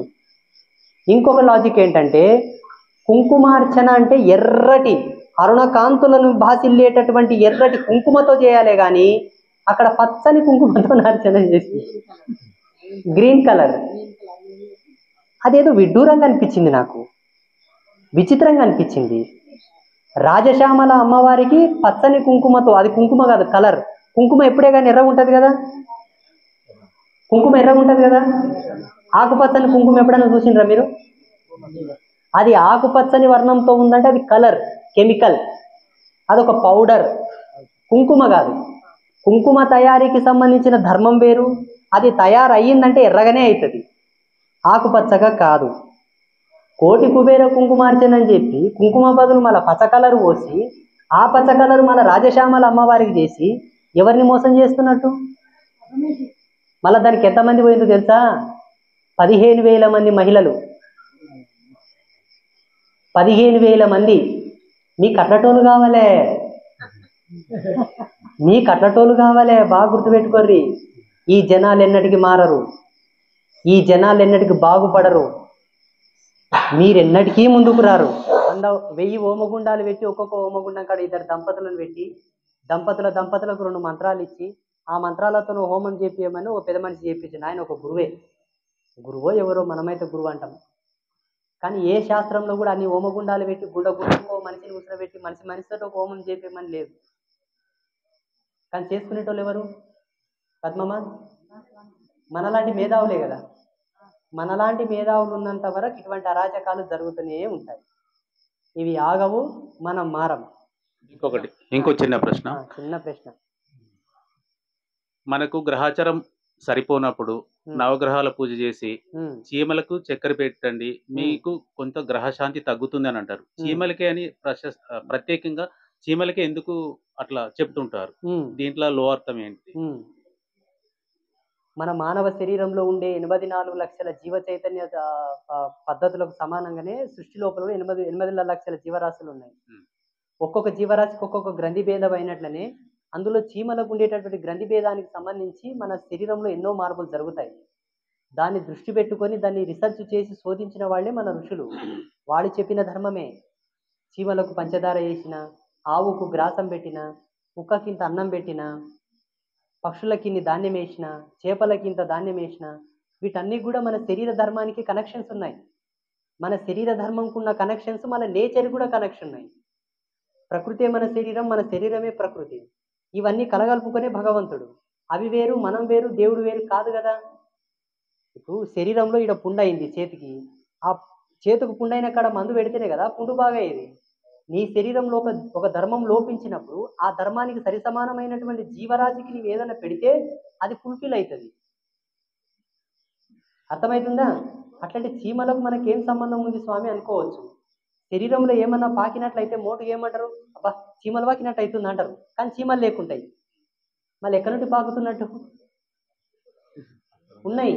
వాటి సిమ్టమ్స్ మన శరీరంలో ఉన్నాయి, మన సిమ్టమ్స్ కూడా వాటి శరీరాల్లో ఉన్నాయి. అవి ఇవి కలుపుకొని ప్రకృతి లోపల ఉన్నాయన్నమాట. అర్థమవుతుందా? రైట్. గురుగారు, చిన్న ప్రశ్న. మనకన్నా ముందు మన తాతలు ముత్తాతలు ఉన్నప్పుడు ఇన్ని స్కూల్స్ లేకుండా, ఇన్ని ఇన్స్టిట్యూషన్స్ లేకుండే, అయినా వాళ్ళు వ్యవసాయం చేసుకురు, తిన్నారు. కానీ వాళ్ళ తల్లిదండ్రులని కొంతవరకన్నా మంచిగా చూసుకోరు. ఇప్పుడు నేటి సమాజంలో మన జీవితం మొత్తం ఒక పీజీలు అని, డిగ్రీ అని, ఇంటర్ అని మొత్తం దానికి సమర్పిస్తున్నాం. చదువుకొని మంచిగా చదువుకున్న వాళ్ళు జాబులు చేస్తారు, పైసలు సంపాదించుకుంటారు. కానీ వాళ్ళ తల్లిదండ్రులను మాత్రం మంచిగా చూసుకుంటలేరు. వాళ్ళు చదువుకోకపోయినా కొంతవరకైనా మంచిగా చూసుకోరు. రోజు రోజుకి ఇన్ని చదివి కూడా అజ్ఞానానికి పోతున్నాము. మన తల్లిదండ్రులను ఎట్లా చూసుకోవాలి? ఈ విద్య మరి ఎలాంటి విద్య మనకు అవసరము? ఈ విద్య మనకు అవసరమా కాదా? మారుతున్న కాలాన్ని బట్టి ఇప్పుడున్న డిగ్రీలు పిహెచ్డీలు అవసరం. పాతకాలం పోయింది. అప్పుడు కర్రు, నాగెల, గొర్రు చూసుకుంటేనే పనులు అయిపోతుండే. చాట, కుండ, రోకలు చూసుకుంటే పనులు అయిపోతుండే. ఇప్పుడు అవి రావు. ఇప్పుడు వెబ్ గ్రైండర్లు, మిక్సీలు, ప్రెషర్ కుక్కర్లు, కంప్యూటర్లు, ఫోన్లు తయారు చేయలే కదా. ఇప్పటి తయారీ విధానానికి ఇప్పటి చదువులు. ఇక్కడ తల్లిదండ్రులను పోషించడానికి, చూసుకోవడానికి చదువులకు సంబంధం లేదు. వాడు బుద్ధిమంతుడై, జ్ఞానవంతుడై, పుణ్యాత్ముడైతే తల్లిదండ్రులను చూస్తాడు. లేదు వాళ్ళ ఉసురు పోసుకొని పాపిష్టోడై మళ్ళీ ఎన్ని జన్మలైనా పిచ్చి కుక్కలాగా పుట్టాలంటే చూడడు. ఈ జీవితంలో ఒక అర్థం చెప్పున్నా, పుట్టిన తర్వాత తల్లిదండ్రులను చూడని వాళ్ళు ఎట్లా పుడతారు తెలుసా? మరుజన్మ లోపల ఎర్రగడ్డ మెంటల్ హాస్పిటల్కి పోయి చూడు, లేకపోతే క్యాన్సర్ హాస్పిటల్కి పోయి చూడు, లేదంటే కుష్టు రోగులు ఉన్న హాస్పిటల్కి పోయి చూడు, వాళ్ళంతా వాళ్ళే. ఈనాడు నీ ముందలో నీ కింద దొబ్బిండు దేవుడు అంటే, నీ ముందలో ఒకనికి యాక్సిడెంట్ అయిందంటే ఈ గతి నీకు పట్టకుండా జాగ్రత్త పడరా అని నీకు చూపనికి నీ ముందర పడేసిండు. ఈనాడు మన మధ్యలో ఇంతమంది పిచ్చోళ్ళు రోగులు ఇంతమంది భయంకరమైనటువంటి దురాగతాలతో తిరుగుతున్నారంటే రేపు ఆ స్థితి నీ గడప వరకు రావచ్చని నీ కళ్ళ ముందర చేసి చూపిస్తాడు దేవుడు. మన చుట్టూ జరిగే ప్రతి పరిణామాన్ని ఒక గుణపాఠంగా భావించుకొని నడిచిన వానికి కష్టం రాదు. అవతల కూడా అప్పుల బారిన వాడి అప్పులకు ఏదో లేపక ఊరేసుకొని సచ్చానంట, పేపర్లు వస్తుంది, చూస్తాం, చదువుతాం, మనకు కూడా అప్పులు అవుతాయి. అధిక వడ్డీలకు ఆశపడి పైసలు ఇచ్చిందంట, మోసపోయిందంట, ఊరేసుకొని సచ్చిందంట, పేపర్కి వస్తుంది, చదువుతాం, మనం కూడా వడ్డీలకు ఇస్తాం. కట్నం వేధింపులకు ఒక అమ్మాయిని చంపానంట, చూస్తాం, మనం కూడా కట్నం కాసపడతాం, అన్నీ చూస్తాం. మళ్ళీ మనం ఛానల్ అనుకుంటాం, ఏడ ఛానతనం లే. ఇదన్నీ మన తప్పులు. ఈ తప్పులన్నీ దేవుళ్ళ మీదకి గురువుల మీదకి వచ్చే కానీ పంచాయతీ మొదలవుతుంది. మేము కూడా యుద్ధం చేయడానికి మొదలు పెట్టినాం అనుకో, కథలు ఇంకొకైతే రివర్స్ గేరేసి బండి నడిపినట్లు అవుతుంది. అర్థమైనా? రైట్. ఒక చిన్న ప్రశ్న స్వామి, ఇప్పుడు 6, 4, 10 అవుతుంది కదా స్వామి, అది ఇక్కడైనా ఏ దేశమైనా ఏ మతమైనా ఏ కులమైనా ప్రపంచం అంతా ఎక్కడైనా 6, 4, 10 అంటారు, అని తేడా లేదు. 9 అంటే కుదరదు, 11 అంటే కూడా కుదరదు, ఎక్కడైనా 10 అంటారు. దీనికి ఒక ప్రామాణికం ఉంది. అలాగే భగవంతుడు కూడా ఎక్కడైనా ఈయననే భగవంతుడు అని చెప్పకుండా ఇన్ని రకాలుగా ఇన్ని విధాలుగా ఎందుకు ఉన్నారు? ఆ విధంగా ఎందుకు ప్రామాణికంగా ఎందుకు చూపెట్టలేకపోతున్నారు ప్రపంచం అంతా? అందరిని ఒకటే ఈయన శివుడు అంటే శివుడే అనగలగాలి అని నా అభిప్రాయం. అట్లా సంతోషం. ప్రపంచమంతా మాట్లాడుతున్నారు కదా, వాళ్ళ దేశ భాషలను అనుసరించి వాళ్ళు మాట్లాడుతున్నారు. ఎవరి భాషను అనుసరించి వాళ్ళు మాట్లాడుతున్నారు, జీవన విధానాన్ని అనుభవిస్తున్నారు. మరి ప్రపంచమంతా ఒకే లాంగ్వేజ్ ఎందుకు లేదంటారు? ఒకే ఎడ్యుకేషన్ సిస్టమ్ ఎందుకు లేదు? ఒకే లా డిపార్ట్మెంట్ ఎందుకు లేదు? ఒకే వైద్య రంగం ఎందుకు లేదు? ఒకే పోలీస్ సిస్టమ్ ఎందుకు లేదు? అంటే ఏ దేశానికి సంబంధించిన హద్దులు ఆ దేశం యొక్క మాన్యుమెంటల్ ఇష్యూస్ వాళ్ళకు ఉన్నాయి. అలాగే ఎవరి బుద్ధికి తోచినట్లు భగవంతుని శోధించుకొని నిర్మాణం చేసుకొని నిలుపుకోగలిగారు. అయితే అందరూ నమ్మేది ఒకటే, ఎవరో ఒక దేవుడు ఉన్నాడు.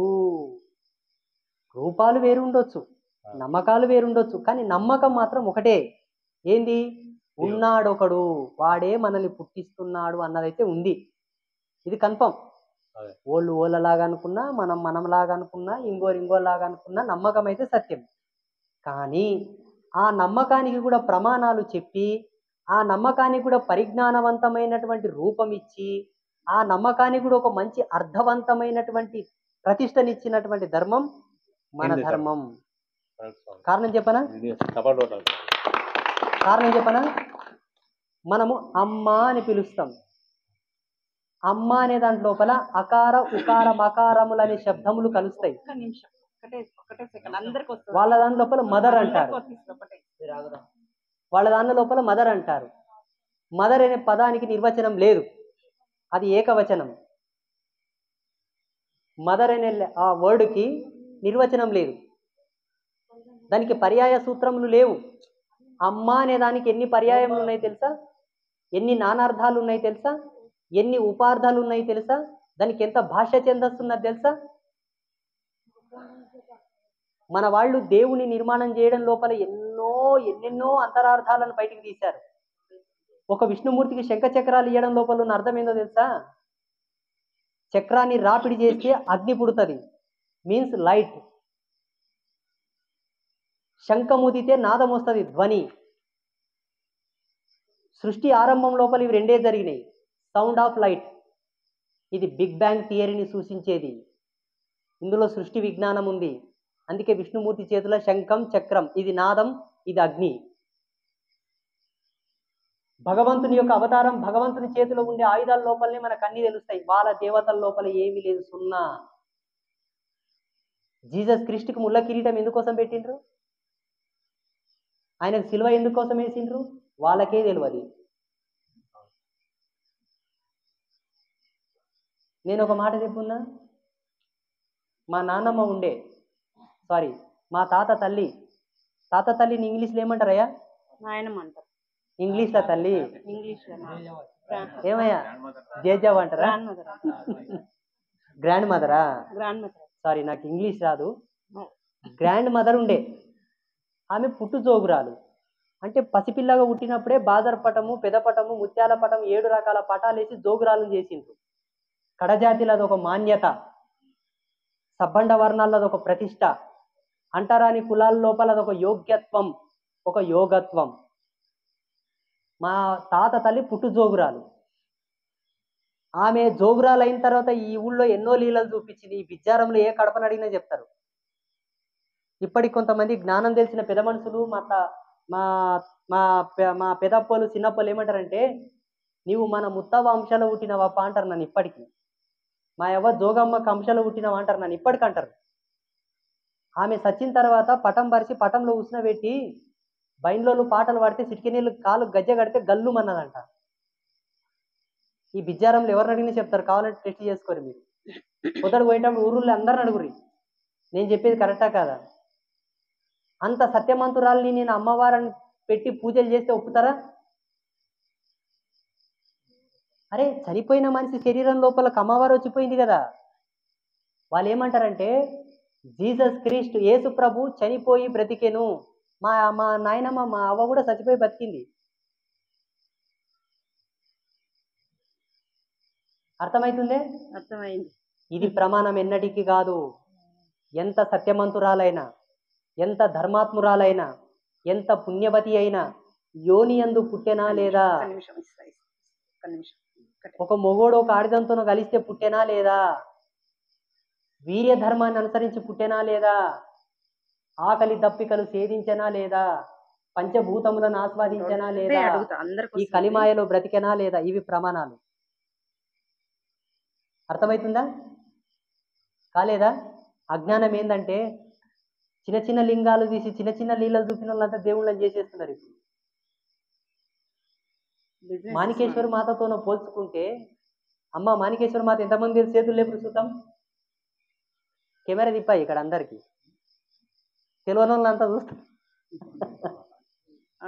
మాణికేశ్వరి మాత చేసిన లీలలు యేసు ప్రభు చేసిన లీలలతో పోల్చుకుంటే భూమికి ఆకాశం ఉన్నంత తేడా ఉంది. అమ్మ ఒకే చోట 3 జాగాలు కనిపించింది, మీకు తెలుసా? అంటే అంతే విన్నాం స్వామి. మేము వినడం కాదు తల్లి, నేను లైవ్ లో చూసిన. మళ్ళీ నన్ను కూడా కాదంట ఎట్లా ఏమన్నాను స్వామి. అట్లా ఏదో ఇంద్రజాలం జరిగనని, ఏదో మాయ జరగనని, ఏదో లీల జరిగనని దేవుడుగా గుర్తించవలదు. అట్లా గుర్తించేవాడు హిందువు కాడు. సత్య సనాతన ధర్మంలో పుట్టిన వారసుడైతే భగవంతుని ప్రశ్నించవలే, భగవంతునితో వాదన చేయవలే, భగవంతునితో ఛందస్సు ఆడవలే. వాడు భక్తుడు. అర్థమవుతుందే? ఏదో చూసిన వాళ్ళకి కుక్క కదా బిస్కెట్ వేసిన వాళ్ళకి కుయ్ కుయ్ కుయ్ కుయ్ కుయ్ కుయ్ అన్నట్లు వంగితే అది భక్తి కాదు, భక్తుడు కాదు. స్వామి యొక్క చిన్నది ఇంకొకటి, నేను వాళ్ళ గురించి చెప్పట్లేదండి, సారీ. ఫస్ట్ మనం ఇంట్లో గెలిచి రచ్చ గెలవలే కదా. ఈనాడు ఇక్కడ కూర్చున్న లోపల నేను ఒక ప్రశ్న వేస్తా. అమ్మవారు సత్యంగా మనల్ని అందరినీ చూస్తుంది, వింటుంది, నేను చెప్పే మాట వింటుంది, మీరు అందరు కూరికేది కూడా చూస్తుంది. ఎవరెవరు కందూరులో చేస్తారు, ఎవరెవరు దర్గాలకు పోతారు చేతులు లేపు. తుర్కదేవులని ఎంతమంది చేస్తారు, పీర్ల కాడకు ఎంతమంది మొక్కుతారు చేతులు లేపురి లేపురి. ఒక బాబు లేపి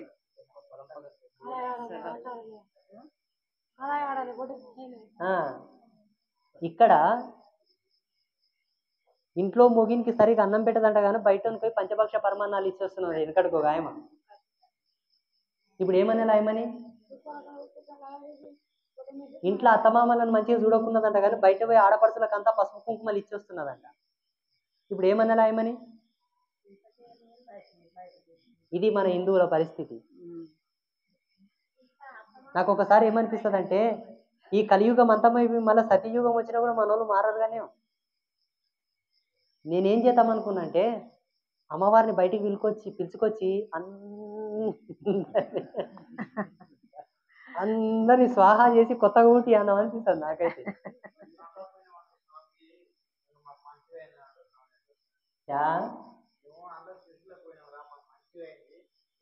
సంతోషం. క్రైస్తవ్యం స్వీకరించిన తర్వాత మంచి జరిగింది అని వాళ్ళు అనుకోవచ్చు. మొన్న ఇది ఏ నెల? జూన్ కన్నా ముందు ఏ నెల వస్తుంది? మే కన్నా ముందు ఏప్రిల్ నెలలో ఆంధ్ర రాష్ట్రంలో ప్రతి పాస్టర్ చెప్పిండే జగన్మోహన్ రెడ్డి గెలుస్తాడు. ఆమెన్. ఎడ గెలిచే? అలా అనుకుంటే యేసు ప్రభు పుట్టిన ఇజ్రాయెల్ మీద బాంబులు కురుస్తున్నాయి. అక్కడ కూర్చున్నోళ్ళు, అక్కడ బతికినోళ్ళు, అక్కడ ఉన్నోళ్ళంతా అన్నమో రామచంద్ర అని ఏడుస్తున్నారు. ఎవరు కాపాడుతున్నారు? అర్థమవుతుందే? వాళ్ళు ఏం చేస్తారంటే మసిపూసి మారేడుకాయ చేస్తారు. లక్స్ సోపు మంచిగా సేల్ కావాలంటే కరీనా కపూర్ని తెచ్చి దాన్ని బ్రాండ్ చేయలే. చెన్నై షాపింగ్ మాల్లో సీరలు అమ్ముడుపోవాలంటే తమన్నాని తీసుకొచ్చి ప్రమోట్ చేయలే. థమ్స్అప్ మంచిగా అమ్ముడుపోవాలంటే చిరంజీవి తీసుకొచ్చి తాపియలాడ. అవునా?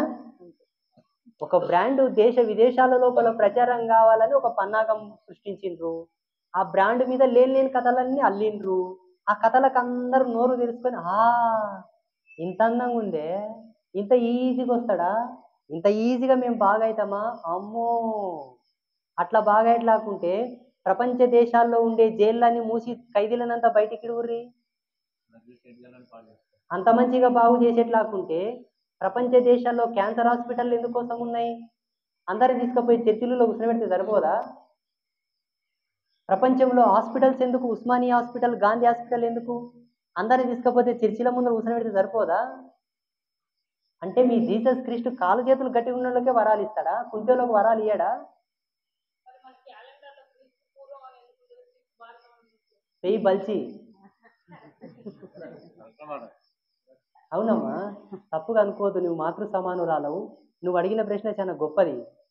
ఇది ఎక్కడి నుంచి వస్తుందంటే పనికి రాని చవట రాజకీయవేత్తల వల్ల, బలిసి మదమెక్కి పరిపాలిస్తున్న రాజకీయ పరిపాలన వలన. ఈ దేశం జ్ఞానానికి ప్రతీక. ఈ దేశం ప్రపంచానికి జ్ఞాన భిక్ష పెట్టినందుకే ఈ దేశాన్ని సరస్వతి ఉత్తరాంశ అయినటువంటి భారతి అంటే సరస్వతి యొక్క పేరు. అమ్మవారు కళలకు ప్రతిష్ఠ అయినటువంటి ఈ దేశాన్ని సరస్వతి ప్రతిరూపకంగా భారతదేశం అని చెప్పారు. ఇది జ్ఞాన దేశం. ఇట్టి దేశంలో దౌర్భాగ్యం ఏంది? ఇంకోనికి కొత్త వల్కనికే కారణం ఏంది తెలుసా? తిన్నింటి వాసాలు లెక్క పెట్టే వాళ్ళది ఇదంతా దౌర్భాగ్యం. వాళ్ళని తన్నెటోడు లేక నీలాంటి తల్లులంతా వాళ్ళ కాలర్ పట్టుకొని ఆనాడే దులిపింటే ఈనాడు ఈ ప్రశ్నని వేయకుటివి నాకు. ఇక నుంచి అన్న దుల్పురమ్మా, దుల్పురి, పొరకట్లు తీసుకోర్రి, షార్ట్లు తీసుకోర్రి, తయారు కావాలి. ఇంకొక విషయం చెప్పున్నా, వాళ్ళు వచ్చి నీ ఇంటి ముందరకు వచ్చి మా దేవుని నమ్ముకోండి అని అడుగుతారు చూడు. ఫస్ట్ నీవు మా దేవుని నమ్ముకో, మేము నీ దేవుని నమ్ముకుంటామని చెప్పు.